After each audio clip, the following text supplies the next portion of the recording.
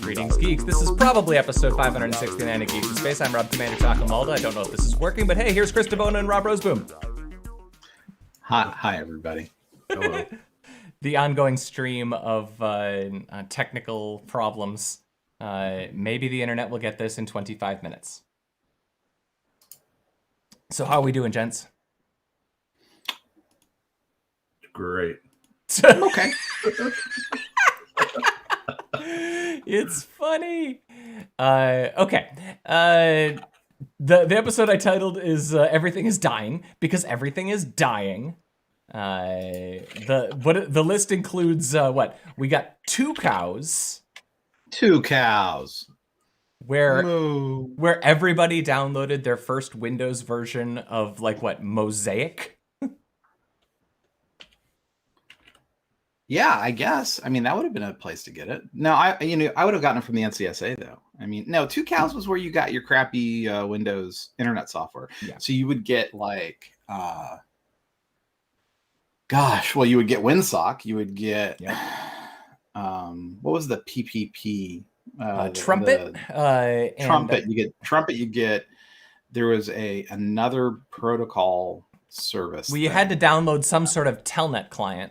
Because it was the NFTP, yeah, WFTP or whatever, yeah, probably a Usenet client. My thing though is I never really got super into Tucows because by the time I became proficient at the internet, I switched to Unix and and Tucows was useless at that point. Tucows is not really that thing, but I definitely had to download stuff on these. Although I sadly have a similar feeling about Tucows as I do about SourceForge, which is that for the vast majority of its history, it's just kind of a cesspool, asking for trouble, software viruses, unmaintained pages. It was sort of a GeoCities sort of situation. It got pretty, well, the problem was also, it was sort of an early, and I'm going to use air quotes, innovator in pop-ups and malware. And it was just like, I don't need all this adware and extra toolbars. And so you learned really fast not to go to Tucows.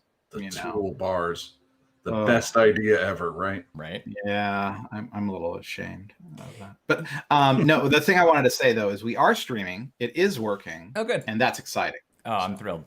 The thing that I think about a lot lately, is how making systems more efficient always unearths new problems. Mm-hmm. And Tucows is a good example of that too. But you see the same problem with GeoCities or Slashdot or any of these systems. They're making difficult things easy. Downloading software, so suddenly you don't have to host it on your own FTP server. You're hosting it on Tucows, and that means that 1 million people can download it instead of 100, which means the attack vector is more potent. And that's basically the story of the internet is somebody figures out a way to improve something, and then somebody realizes, hey, now that this pathway has been optimized, this is now a viable attack vector. Like Proud Boys. A lot of the Proud Boys stuff only works because you're spreading it out. You can get the right 10,000 people out of 1 billion, whereas historically, you say a lot of that stuff, you get punched in the face. Yeah. Let's see. Other deaths. Loon. She's gone. She's doomed. Dunzo. I will say that when I saw that photo, that thumbnail, my immediate first reaction was, "Show me what you got." That was only for Rob. I think he's the only one that would. I don't remember the joke. It just reminded me of the Rick and Morty alien. Show me what you got. The looming head. I don't know why that got me, but that's what it looked like. I always thought Loon was a really neat idea. It always seems like once they decided that they would just put it up in space, that seems a little more efficient. Which one? The SpaceX one? Well, I mean either, right? Once you decide that we'll just put 1,000 satellites up into space, that's going to be better than however many balloons they wanted. But they did need, especially in low Earth orbit. Yeah. So a lot less worrying about weather. A lot less. I mean, very consistent. So the thing about the economic argument is it's actually so much cheaper to launch these loons than to launch even a single satellite. Sure. But it's so fussy. Yeah. Well, what's the lifespan? So I think that, and I'm just going to talk about shit. So the longest one that I can remember, but they may have gotten better because I haven't paid attention to Loon for a couple of years. The longest one they were running for a while was, I think it was like 3 or 4 months aloft and transmitting. Mm-hmm. And so they would have an array of them. And as they went over a region, that Loon would, it was sunset? Like an array of Loon. It would sunset. Yeah, it's sort of, but the thing they sort of figured out was as you go up and down in the stratosphere or ionosphere, wherever the hell they are, you could change, like the air goes different directions depending on the layer of the stratosphere. Okay. So they would be able to elevate and reduce and control kind of where they were that way. So, you still needed multiple loons. They got some interesting stuff out of it, but in the end, I just think, so y'all remember, well, you don't remember, there was a thing called Stratavision. We had a lot of extra bombers at the end of World War II and Korea. So we took some of them, and while we were waiting on building enormous TV transmission capability in the United States, what we would do is we would take old, bombers, we would stick transmitters inside them, and they would basically be flying television transmitters over cities, right? So you had these bombers circling, and they would do their shifts, and they were how you got television for a while. And it was called Stratavision. And the thing is, it was actually pretty economical because the planes were free, and all it was gas and some transmissions. There was never a crash, so it's like, when Loon started, I was like, why don't we just stick a plane up, and they're like, no, we're using balloons. I'm like, okay. But yeah. Well, I guess from a fuel standpoint, from an environmental standpoint. Yeah, no, it's definitely better from an environmental standpoint. So I don't know. Cool idea. Cool idea. Super cool idea. Every idea don't work. You know who loved the idea? Bernie Sanders. Does he? Yeah. Although it's really cold up there. So that's true. When he dangles from the balloon, screaming about how the people should have faster bandwidth. I don't think Rob has noticed our Bernies. I did. Oh, you did. Okay. You just didn't say anything about it because I'm jealous. Oh, here, I put it in the channel. I know. I just haven't had a chance to get at it yet. All right, that's okay. That's fine. We do these things for you. We're trying to impress you, Rob. That's right. But I'll tell you, for the RoboCop podcast, it'll sure be up. Yeah, right? All Bernie all the time. Yeah, we should definitely hide Bernie, It's like, where's Waldo? Where's Bernie? Where's Bernie? Yeah, he can be in every episode. He can be the new thing. Like how there's that number in the corner of the screen that I probably could disable now because Rob is recording in a different room and his background is blurry. It's true. It's very, very true. So the other death, there was another death, right? The dinosaur butthole. Yeah, well, it was the dinosaur died a long time ago. Sure. Yeah. Presumably, its butthole died when it died. Who knows? I mean, I keep an entire room in my house filled with living buttholes in jars. You never know when one might need a living butthole. So that was a whole lot thing. Of sharing. Yeah, that was too much information for you guys. So what cracks me up is this dinosaur here is violating New York City's guidance on sexual activity during coronavirus. He's too close. There's no wall between them. So yeah. I don't know that New York City allows butt sniffing at that distance in any place. I mean, I guess maybe in the privacy of maybe on the subway, Yeah. So it's a cloaca. I don't know. Is a butthole actually a cloaca, or is that cloaca a butthole? Cloaca is a universal opening in birds and reptiles. So it's genitals and butt. Okay. It's interesting because it's almost like there was like a feathery cover or like a porcupine-y cover being expressed here. It's very interesting. Lots of like reptiles will have a flap or something that protects it as well. Yeah.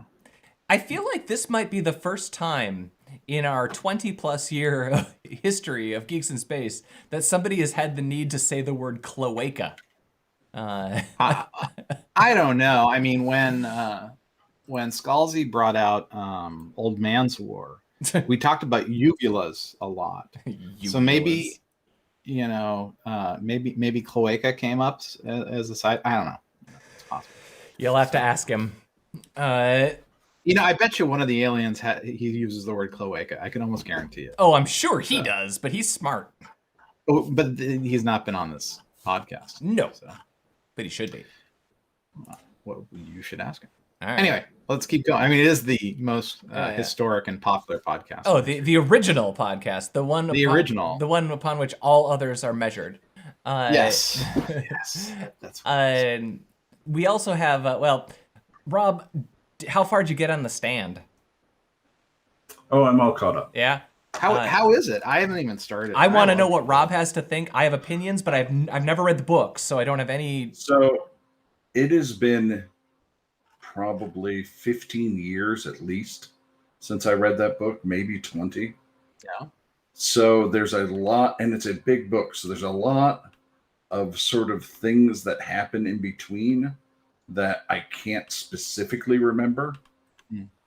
So I can't speak to how close an adaptation this series is. But from what I've seen so far, I really like it. Did you see the Trash Can Guy yet? Yes. Trash Can Man? Trash Can Man. Now, Trash Can Man is a very important part of the book. And to be honest, I don't care a whole lot for his portrayal in this series. That's the scuttlebutt. Wait, Ezra Miller? Yeah. Supposed to be a pyromaniac who burned himself severely in one of his last arsons, and he's a little mentally challenged, and he's absolutely obsessed with fire, and he becomes a very important character in the story. Yeah, careful with the spoilers. He's just a little too crazy and wearing weird stuff, and he's out there. I don't really care how they've dealt with him so far. But the other tricky character, Tom, who is one of my favorites in the book, I think they've done an excellent job. That's what I wanted to know, because I got through this and I am like, this is a really awesome performance, a really well done character. It's like it's sensitive to his situation, but also it's like compelling in the context of the story. It's really good. But Tom was one of the best characters in the damn last one too. I mean, if it's the one I'm thinking of. Yeah, Tom Collins, sure. You mentioned another character, Rob, and I don't even want to mention it because I'm afraid there's a spoiler on the other end of it, and I don't know what the spoiler is. Because I don't know where the story's going. All I really know about The Stand is that people really, really love it. If they love it, it's always held up in high regards as like Stephen King at his most Stephen King, I guess, in a lot of ways. Yeah. It's at least back in the day. Now, I will admit I have not kept up with Stephen King. Who could? But back in the day, it was always whether or not you thought The Stand or It was the best Stephen King book. I'm in The Stand. I think The Stand is his best book, but it's a great book. What I've been impressed about is, I mean, so CBS must have all of Stephen King, right? Because they have Castle Rock on that channel too, right? I am incredibly impressed at the casting that they've had for this show. And I don't want to spoil it for people, but it is a 20, 30-year-old book, so I feel like I'm not. But they have big name actors for a single episode that they just kill. Which is always, for me, I mean, for me, and this is, we've talked about this 1,000 times. All my problem with shows like The Flash and all those shows is that you never believe the jeopardy for anyone.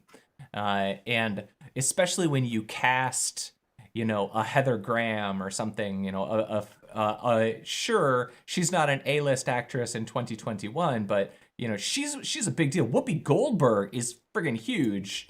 But I mean, I don't know what happens to Mother A. But I assume she's going to be just fine. So my favorite characters in the books are Glenn and Tom. Yeah. And Glenn is played by Greg Kinnear, and Tom is played by, I don't know if you guys watch Orange is the New Black. Yeah. But one of the guards. Yeah. He's played by the evil guard from Orange is the New Black, and he's great as Tom. He's fantastic. Yeah. I also like, while I think Whoopi Goldberg is a great actress and she does appear old, Mother Abigail is supposed to be over 100 years old, right? Yeah, she's supposed to be ancient, you know? So frail, she can barely make her way to the bed. And Whoopi Goldberg is clearly not over 100 years old. Right. You know, she's just merely an older black lady. Right. So. Giving her gray dreadlocks did not magically add 30 years to her. But she's good. She's good. I don't have any complaints about it.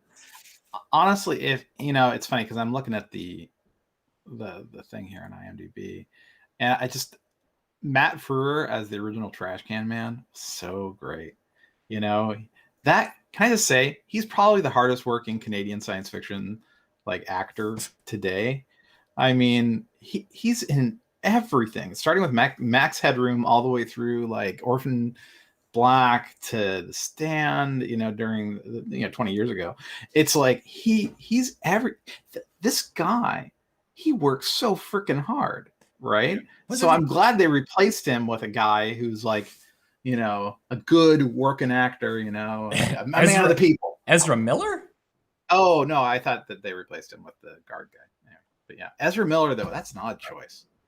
Boy, it's an odd choice. The guard guy is playing Tom, the mentally challenged dude who is comic relief. That's my favorite line in this new one is they're trying to tell him when he has to go from this place at a certain point. Yeah. And they're like, you have to leave at the full moon. And he says, full moon, MOON, that spells full. Yeah. I think that's the joke through the whole show is that whenever he meets someone new, he goes to the spiel about how he's mentally challenged, but he's friendly despite his size. And if he does something you don't like, you should just tell him, and he'll kindly not do that thing anymore. It's so funny. You know? And it's earnest. Yeah, he's completely sincere. It's that they give him heart. It isn't that he's just there to lighten the mood of a movie about a war between good and evil. You know, you care about that man. I don't know what's going to happen to him, but I'm pretty sure that everybody's going to die. But like, I want somebody to defend him. Who's Nick Andros in this one? Because you know, Tom in the original, I mean, he took care of Nick. You know, he was Nick's pal. You know, they looked after each other. So, I don't know who plays Nick in this one. Henry Zaga. Okay, yeah, he's some guy I'm not familiar with, but he's fine. All the actors are pretty good in it. The only one that I sort of had a problem with so far is Trash Can. It's just so crazy, over the top, and weird. I loved his introduction sequence. But basically, anytime he is interacting with another actor, I do not enjoy him. I like him when he's interacting with fire. I do not like him when he interacts with people. Which is bad because he's a pretty important part of the book. Oh boy. Yeah. The other thing that's interesting about it is the book is just so freaking long, right? Yeah.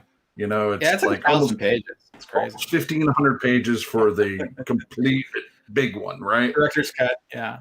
So trying to tell that story in a way, and Stephen King writing is, I think, not necessarily the easiest thing to put on the screen, because there are lots of tangents and a lot of things that enrich the story in the middle quite often that sort of gets you off track of the main thread. And it's kind of important to stick with the main thread in a movie, right? Yeah. Have some sort of direction, otherwise you get lost. So all in all, I'm pretty impressed with what they're doing and the actors in that. I'm enjoying it overall. So. All right, I got to ask. So In the original, Laura San Giacomo was Nadine Cross, right? And she was great because I mean, she's got this great look. She brings the crazy, just like totally brings the crazy, right? And like, so they put Amber Heard as that in the new one, and she has a rather mixed story. It really does feel like they're casting the most problematic actors from the DC universe, aren't they? You know, it's like, I kind of like her take on Nadine. Yeah, it's fine. It's all right. I don't mind her at all. Nope. I don't like Harold. Is that his name? Harold, I don't like him, but I mean, I'm supposed to hate him. So, Yeah. so I guess that's okay. But I really do not enjoy when he's on the screen. He is like, I think, well, he's supposed to be that uncomfortable, creepy, insincere thing. So I think that guy nails it. Yeah, nailing it. No, that's what I'm saying. I think the guy's probably doing exactly what he should be, you know, which is, you know, like it's the Joffrey problem, right? You hate the actors, you hate the performance so much that you know, the actor could take some heat for it. But yeah, I don't know. I'm enjoying it tremendously. I binged like all 5 or 6 episodes of it over the course of like 48 hours and was very happy I did. I'm enjoying it quite a bit as well. The one thing, and if you're a Stephen King fan, you'll love it.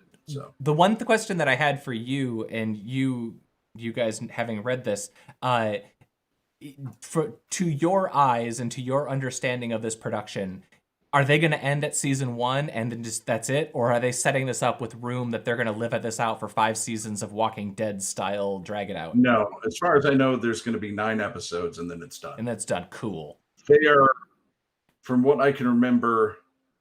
Well, it's kind of hard because they introduce characters at different times in the show than they do in the book. Like, I thought they were going to skip Tom completely. I thought, oh, someone decided Tom was going to be too problematic, so they just aren't going to include him.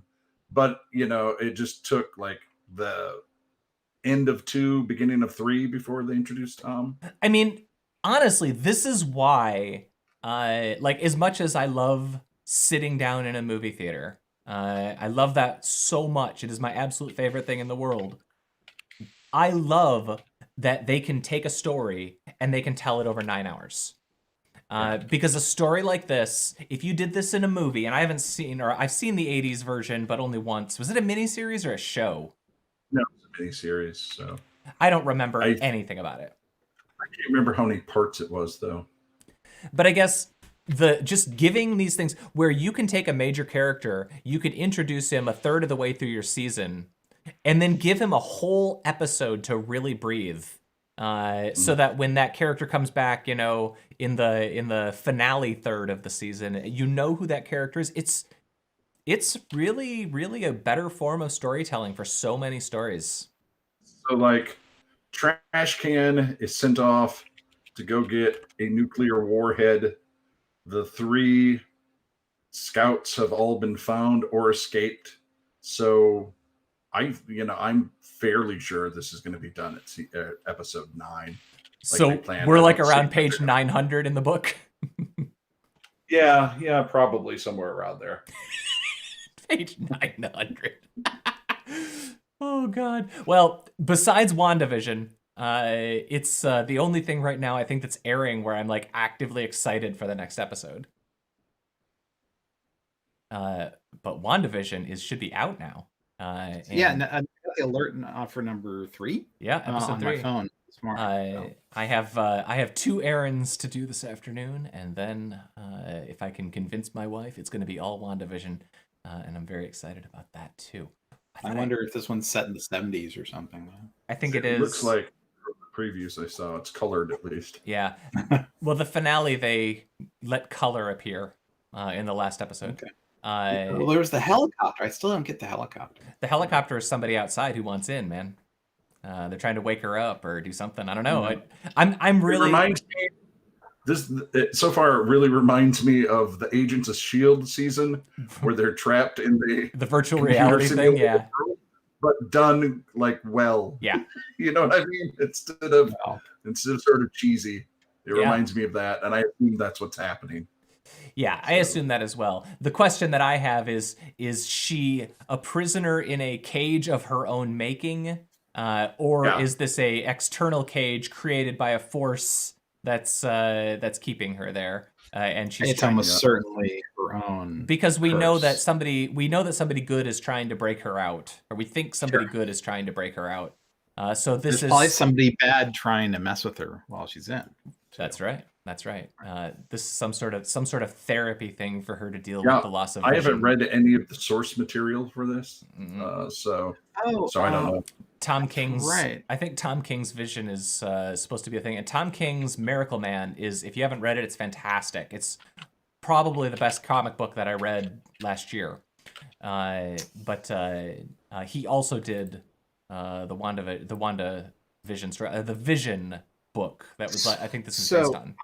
I was going to ask y'all. I didn't forward it over into the channel. I should do that. Steve Lytle, who worked on Doom Patrol and some other comics that are close to your heart there, Mr. Malda. You know, he died of COVID over the last couple of days. Really? January 8th. Yeah. What did so I mean, might as well make it part of this episode, right? Yeah. So, I didn't. So what was his role on Doom Patrol? He was an artist. You know, he drew the things. I only really know the writer. So Steve, I'm spelling it wrong. Yeah. Lighttle. Steve Lytle, Legion of Superheroes and Doom Patrol, dies of dead at 61. Wow. I'll put this into the zone. I've got a comics link. Yeah. Huh. COVID, man. Yeah. I don't know if you know, but it sucks. Totally stinks. I've had enough of this COVID thing. I think we should all agree that it's just done. All right, that's posted. Let's see. I thought I had one other thing for us to talk about. Mostly I just want to know about the stand, man. Oh, there's an XKCD. Oh, and SpaceX is buying oil rigs. Yes. Very exciting. So they spent $3.5 million per or for both of their oil rigs that they acquired, and they're named Phobos and Deimos for Mars's moons. Their old names were like, Jack Up Drill Rig 8505 before. So it was Polutotron and Oil Spill. Steel Monster. Well, Seal Soaker. So the thing about oil rigs is, their goal is they're gonna put a big pad here, and then convert the rig for a gantry. Mm-hmm. I guess, right? But they're gonna have to basically clear off an enormous amount of equipment. So Scott Manley did a video on some of the landing systems that SpaceX is doing, and they've got some really interesting ideas about how you can catch a rocket and you can change the weight distribution on the rocket. They have these really heavy fins on the bottom, and they think they can move them to the top and grab from the top.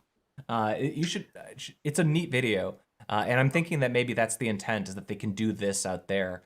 But I don't understand what the advantage is to doing this on a platform. Like, I mean, I guess it gets you out in the ocean, but wouldn't it just be way cheaper to do this in a field?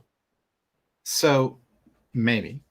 So the thing that Scott talked about and that they're talking about is to save weight. They were going to get rid of the fins altogether, just gimbal, just do aerodynamic changes.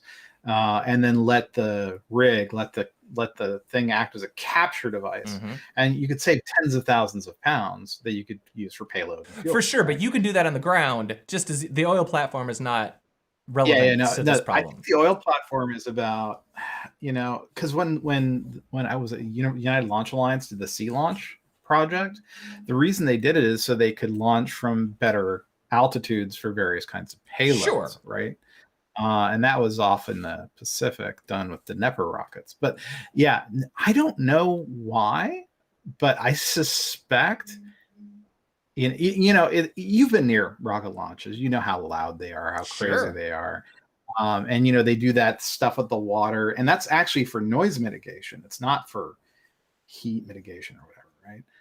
because otherwise the shockwave coming from the engines would destroy the ship, right? So maybe this is like, okay, we're going to make it so that, it's just boiling away seawater, or, I don't know. It seems awfully complicated. Yeah. Well, like, okay, the one thing that I could think of that would maybe make this make sense, which still doesn't work for me, is if you could land it and then launch it again without having to move it. But then you have to get the fuel there, which is expensive, and then you have to get the payload on top, which is, they do that. That's expensive, difficult work. They do that in like giant buildings.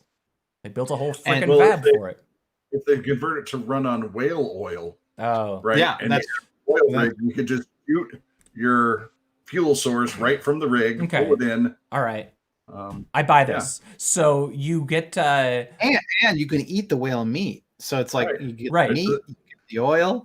You could use it as a lubricant, as a fuel. It's a self-sustaining system. You can wear clothing made of whale skin.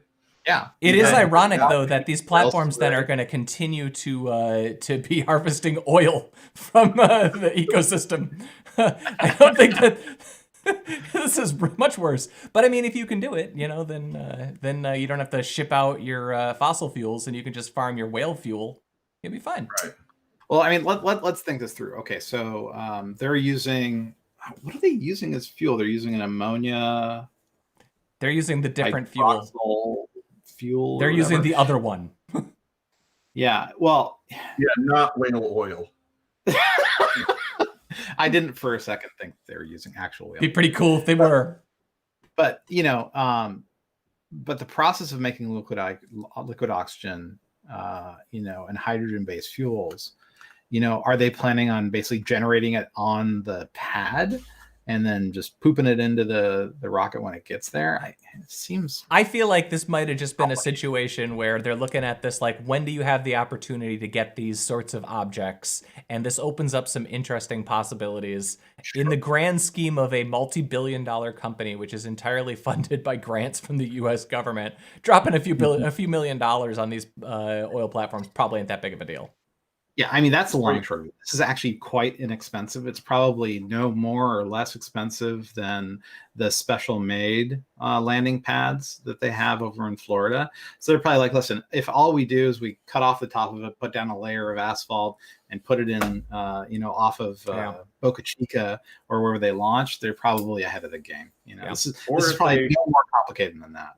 If they figure out a way to free float them reliably.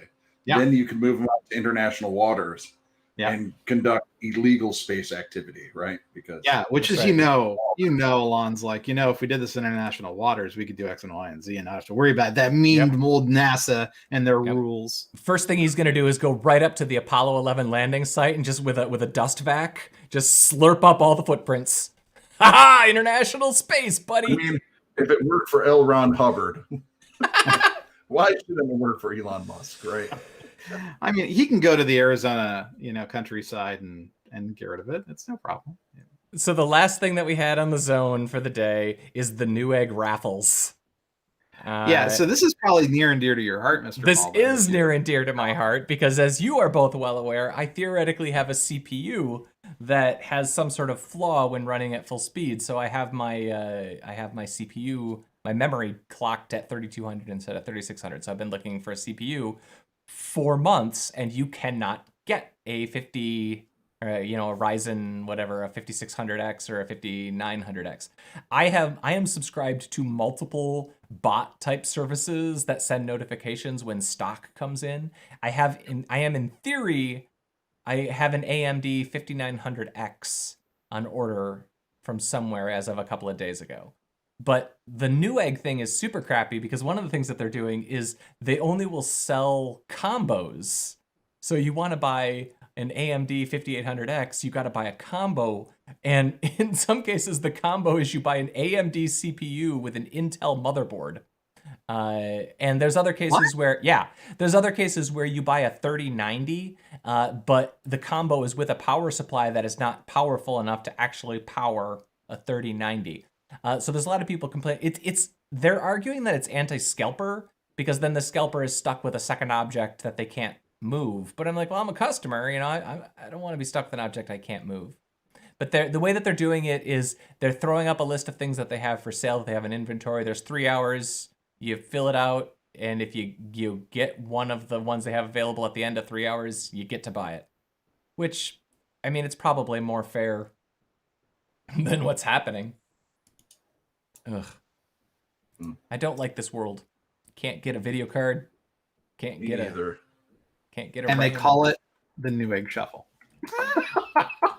Yeah, the Newegg And shovel. the right to buy something from us. Yep. You just fill out this form, and if you're lucky, we'll sell to you.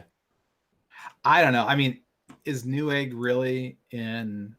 Just like there's no winning for them at this point. They're just like, yeah, we get in the stock when we get in the stock, and you can either deal with scalpers or deal with us and our weird rules. It's really crazy, and it's not going to get better for a couple months yet. The supply chain stuff is still messed up, and then we got the Chinese New Year, which slows down, slows down all the production. It's a whole thing, man. I mean, at the other end of this, there's the tariffs, so everything is going to be going up, 10-20% in price. Cases are going up. And at this point, the only people who can make 5 nanometer is TSMC, and even Intel is going to be using TSMC to make their stuff now. So I don't know, did that deal actually go through where they were going to end up getting some allocation from them?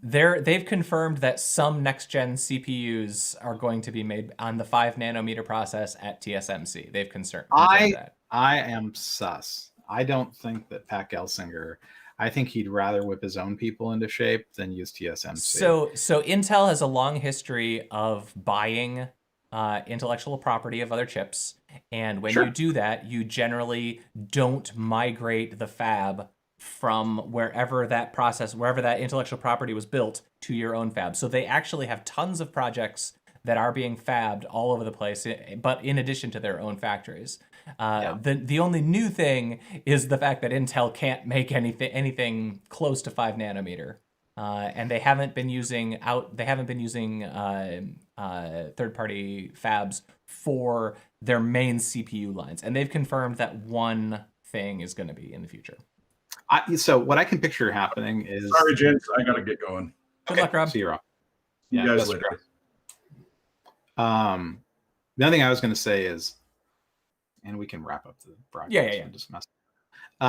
Is that I can picture them taking non-mainline CPUs to TSMC, like any ARM derivatives, any accessory chips, that kind of thing. Yeah, I don't think that they're going to be doing their next. Gelsinger is going to light a fire under. Their butts. But I mean, this is.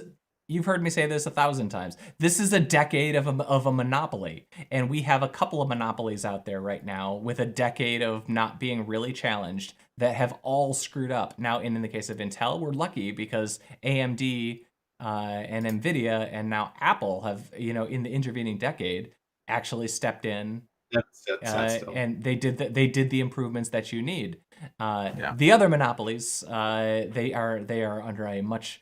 There's much less pressure. Their moats are deeper, which is crazy. I know you're just talking about Facebook, and that's it for today's broadcast. That's right. This has been episode 569 of Geeks in Space. Thanks, Chris.